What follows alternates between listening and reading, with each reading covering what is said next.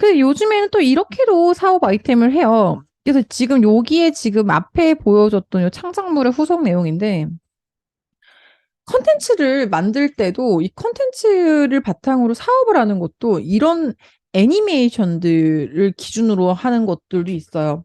그래서 지금은 오프라인 창업보다 온라인 창업들의 비중이 더 커지고 있는데 특히 온라인 쪽에서도 이런 컨텐츠 사업들이 커지고 있어요.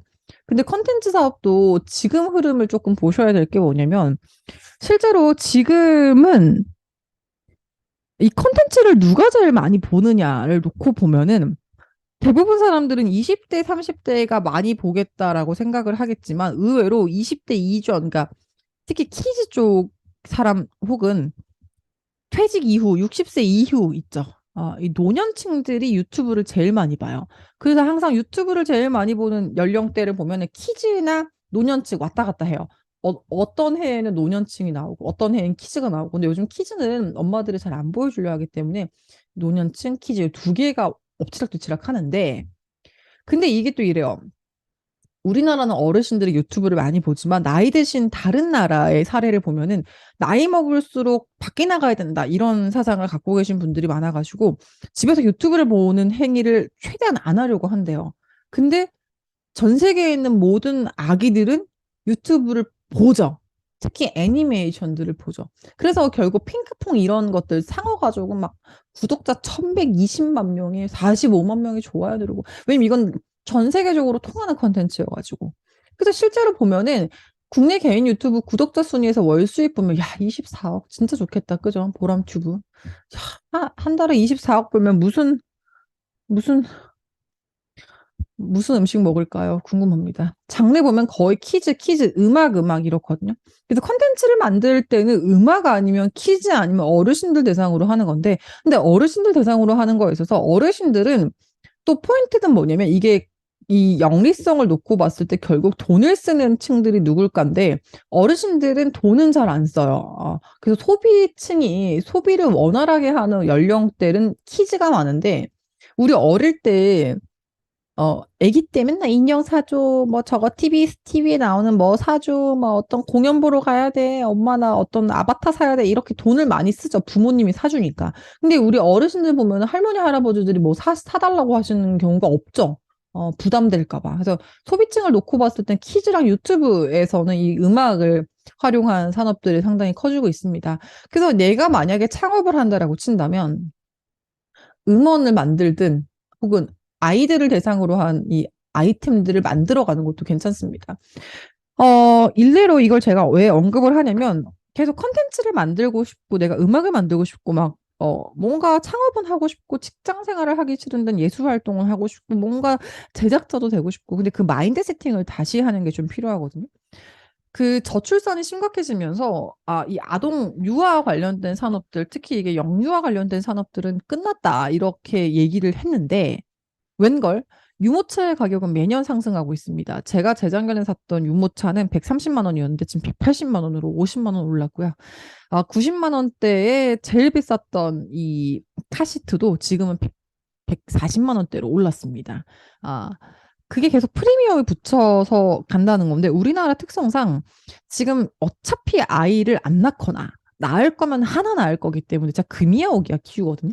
그래서 이러한 누구든 다 갖고 있는 국민템들은 무조건 삽니다. 근데 저도 이 피셔프라이스를 이렇게 예로 드는데 여기도 사실 엄청나게 큰 기능은 없어요. 딱 봐도 큰 기능이 없어 보이죠. 그냥 발로 누르면 도레미파솔 나오는 건데 어, 근데 사실 이렇게 제품들을 누가 만들지 않기 때문에 그냥 이걸 쓰는 거예요. 근데 만약에 누군가가 이런 거를 정말 좋게 뭐 2만 원대로 만들었다라고 한다면 그걸 사겠죠. 이게 6만 원대까지 갈 필요가 없거든요. 근데 요건 최저가인데 요 금액은 아마 아니고 요 금액 5, 6만 원대 하더라고요.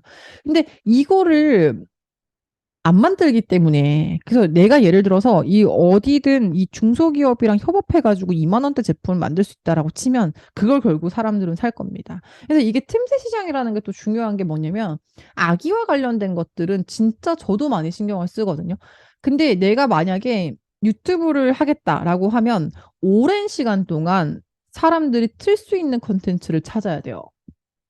그 제가 항상 음대 다니는 친구들, 제작하는 친구들한테는 무조건 이런 거 해줘야 된다.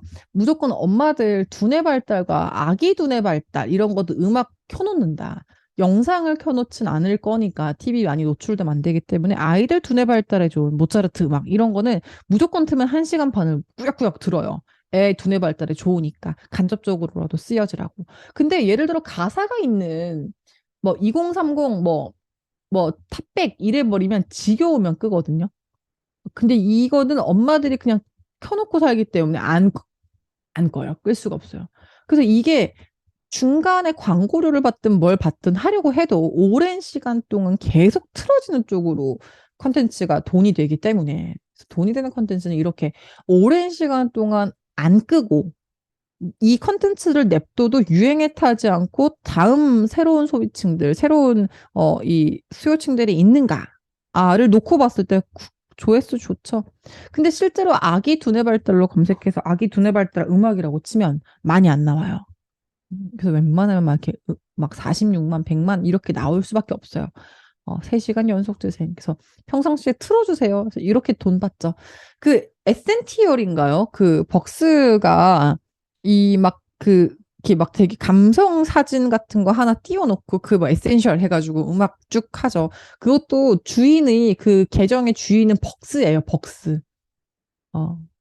다들 뭔가 개인 유튜브인 걸로 아는데 그 벅스가 만들어서 트렌드한 음악들 묶어놓고 막 스타벅스 막 트렌드 막 이래가지고 띄워놓거든요. 돈은 벅스가 가져갑니다. 벅스가 만들기 때문에.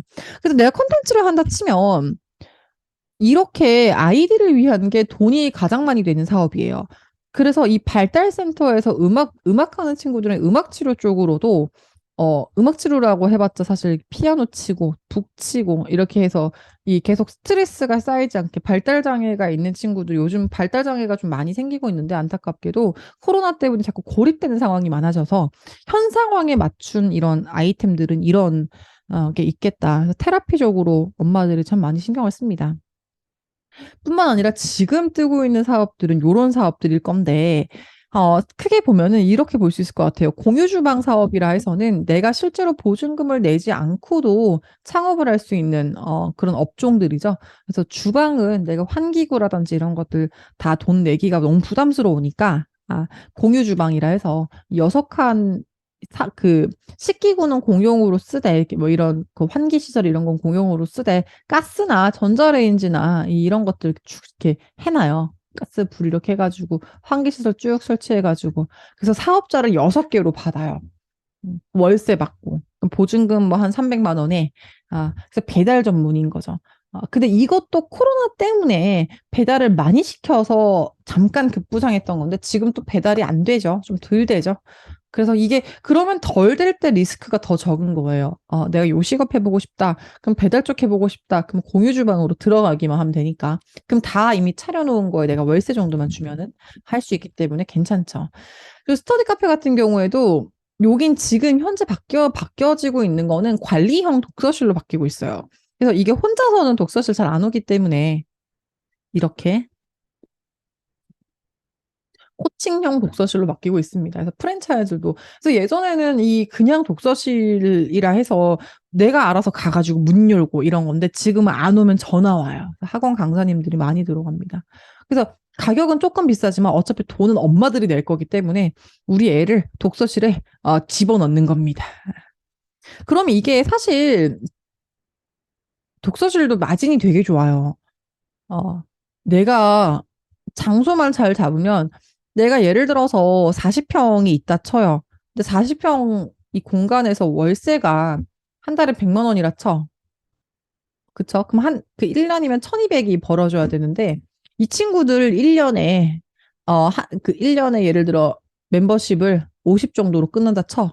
그럼 여기 이 40평에 하나, 둘, 셋, 넷, 다, 뭐, 여기 10명이라 쳐. 그럼 초기 오픈이라 해가지고 막 10명 받아서 500이라 쳐요. 그럼 이렇게 일단 1년 고객을 기준으로 갖고 가는 건데, 관리형 독서실은 돈 더 받아야겠죠. 한 달에 뭐, 15, 20% 한다 치면, 이렇게 해가지고 1년 하면 240인데, 요게 10명이면 2,400이죠. 그럼 월세는 이미 나오죠. 그럼 여기서 이제 비품 책상 가격 빼고 뭐 빼고 하면은, 돈이 되는 겁니다. 그래서 이게 생각보다 그렇게 이 창업을 할 때, 여러분들이 아마 제일 얽매이는 것 중에 하나는 음식점에만 얽매이기 때문에 내가 싸게 음식을 사서 김밥을 만들어서 그걸 판다 이러면은 무조건 노동이 들어갈 수밖에 없거든요. 근데 노동이 들어가는 순간 내 인건비가 무조건 빠져야 돼요. 내 인건비를 300으로 세팅하고 시작을 해야 되기 때문에 그래서 보통 마진으로 갖고 가는 게 한 500 정도를, 그러니까 요식업에서 내가 많이 가져가 봐야 500 정도 가져가거든요. 근데 내가 실제로 500 번다라고 생각하면 안 되는 게 내 인건비가 한 달에 한 300 정도를 썼기 때문에 그럼 실제 마진은 200인 거예요.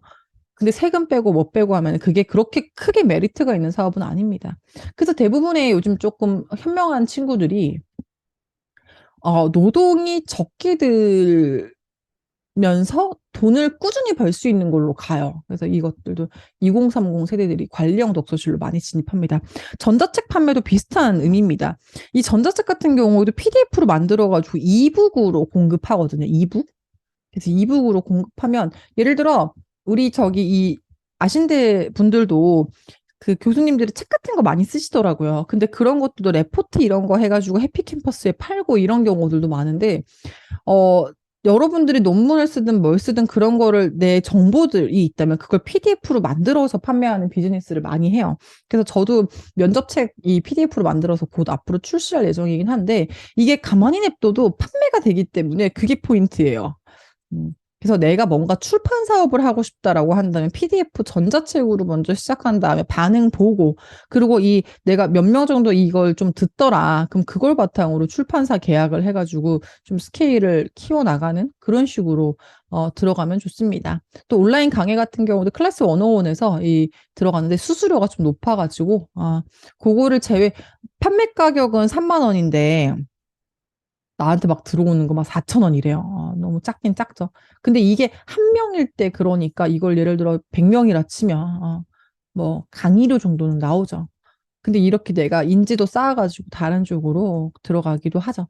그래서 여러분들이 이게 창업을 시작할 때는 뭔진 모르겠지만 어떤 분야의 창업을 할진 모르겠지만 항상 이 해당 분야에 내가 패션 쪽으로 한다 치면 이 패션 쪽에 이 분야의 검색들을 좀 해보면서 지금 내가 원피스를 팔면 잘 팔리겠네. 이런 것들 좀 보셔야 될 필요가 있습니다. 만약에 내가 꽃집을 한다 치면 시즌은 요때 요때 봄 2, 3, 4까지는 졸업식이랑 뭐가 있으니까 그때 내가 해야겠네. 이런 게 좀 들어가져 있어야 되고. 그래서 제가 아는 친구가 만두 가게를 해요. 근데 이 만두 가게가 원래 장사가 잘 되고 프랜차이즈도 몇 개 있는데 되게 맛있어요. 되게 맛있고. 근데 이 만두를 막 한 6개에 5천 원 이렇게 파는 게 아니라 거기는 그 샤브샤브 만두로 팔아요. 그래서 만두가 가격이 꽤 세요. 18,000원인데 여기에 들어가는 건 만두랑 고기랑 뭐 야채랑 이래가지고 18,000원 팔거든요.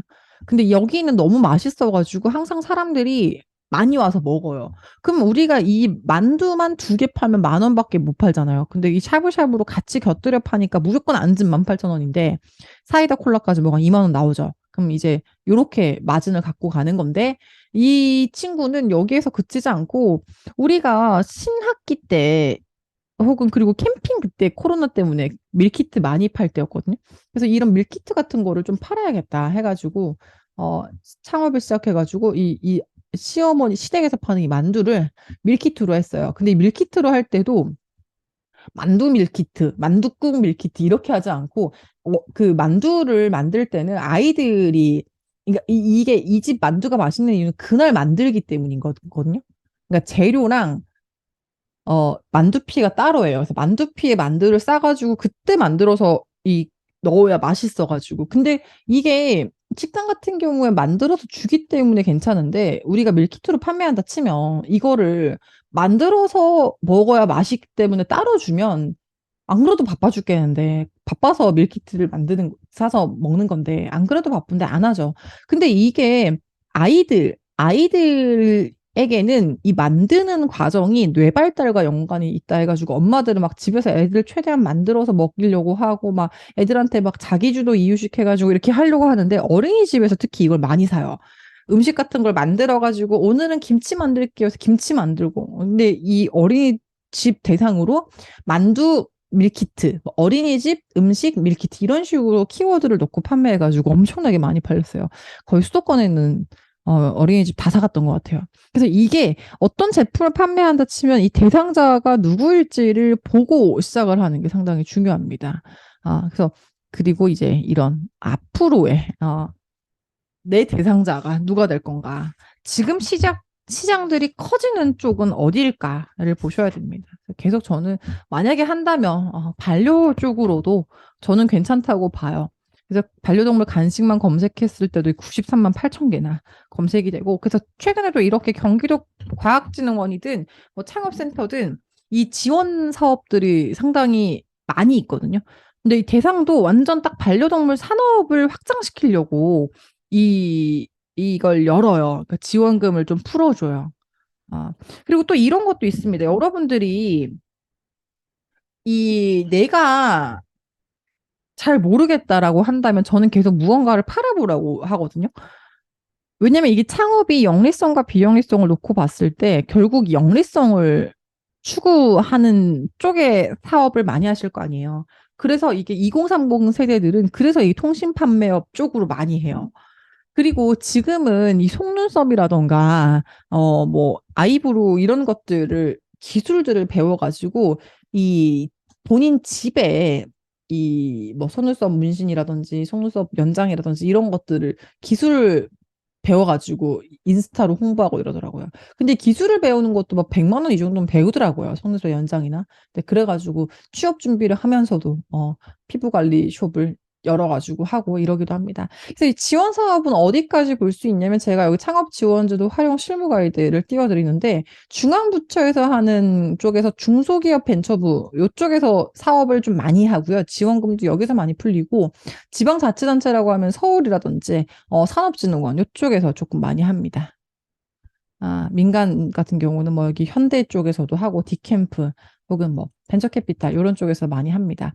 그래서 여러분들 궁금하신 창업에 대한 내용들과 이 정보들은 요 K-스타트업 사이트에 들어가면 창업 정보들이 굉장히 많아요. 그래서 창업 지원 사업들, 창업 자금 조달 방법 이런 것들이 많아갖고 보시면 되고요. 내가 기술 같은 게 좀 있고 시장에 판매할 때 어떻게 해야 될지 모르겠다. 그럼 기술 개발부터 도와주는 사업화 지원 사업들도 있습니다.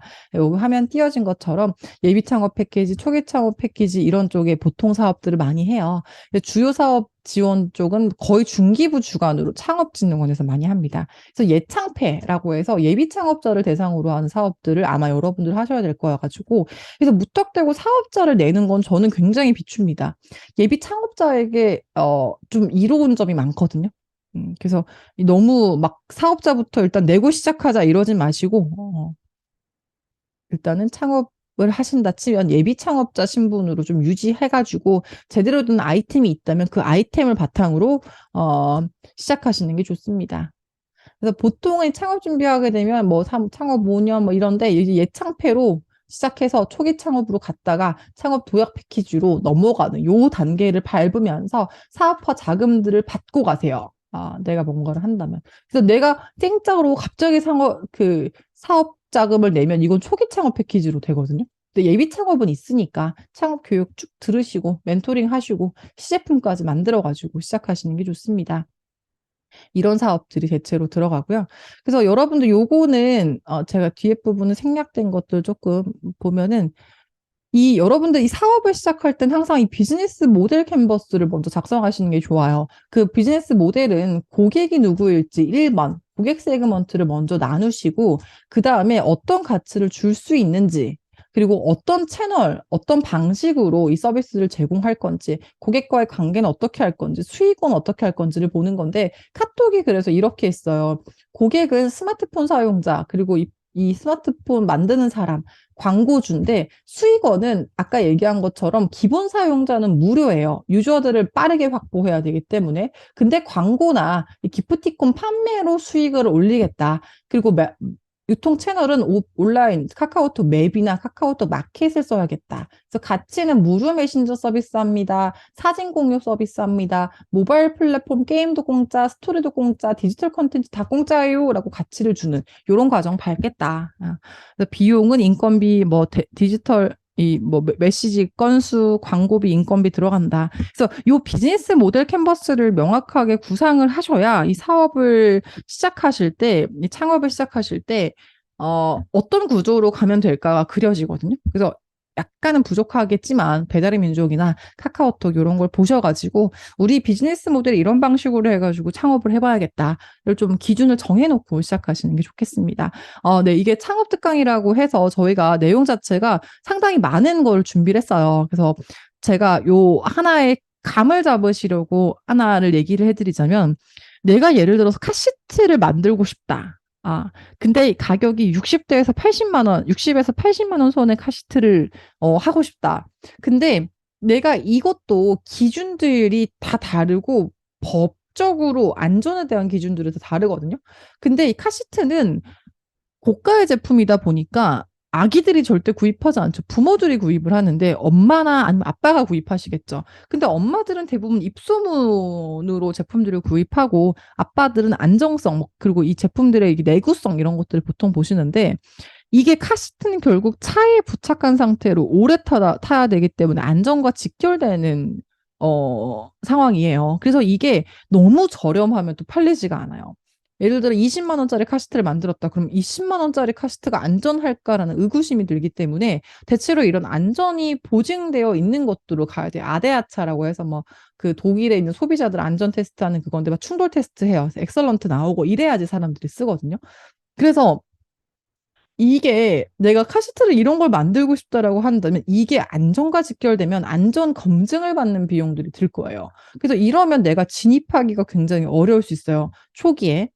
그래서 이게 이 제품들의 인증을 받는 거에서 다 이게 의뢰를 해가지고 돈을 받아야 되기 때문에, 이러면은 사업 자체 규모가 굉장히 커져야 되기 때문에 1인 창업으로는 좀 어렵습니다. 그리고 이게 입소문으로 마케팅을 한다라고 친다면, 예를 들어 엄마들 위한 뭔가를 한다 치면 이런 대형 플랫폼들과 이 마케팅 이 채널들 있죠. 이 오프라인 이런 데서 다 같이 팝업으로 들어가셔서 홍보를 하셔야 돼요. 그래서 내가 포인트는 뭐냐면 어떤 제품을 어떤 방식으로 마케팅하냐까지 이 비즈니스 모델 캔버스로 구상을 해놓고 가셔야 돼요.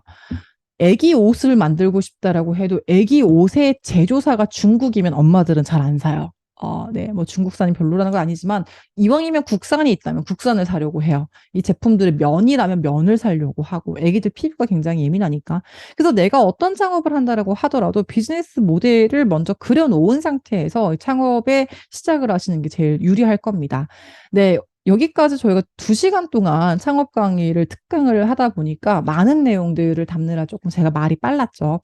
네, 강의 듣느라 고생 많으셨고, 창업과 특강을 통해서 여러분들이 잡아가야 될 기준들을 좀 잡으셨으면 좋겠습니다. 오랜 시간 강의 들으시느라 고생 많으셨습니다. 저는 우연아 강사였습니다.